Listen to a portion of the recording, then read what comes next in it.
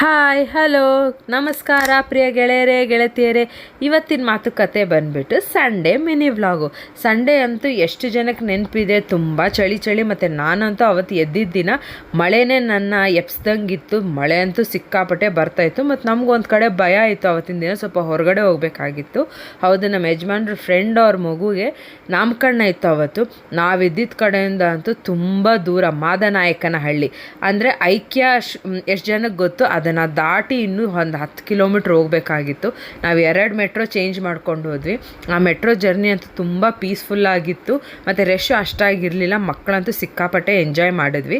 ನಾವೊಂದು ಕಡೆ ರೀಚ್ ಆದಮೇಲೆ ಇವ್ರ ಫ್ರೆಂಡು ಇನ್ನೊಬ್ರು ಬಂದು ನಮ್ಮನ್ನ ಕಾರಲ್ಲಿ ಪಿಕಪ್ ಮಾಡ್ಕೊಂಡು ಕರ್ಕೊಂಡೋದ್ರು.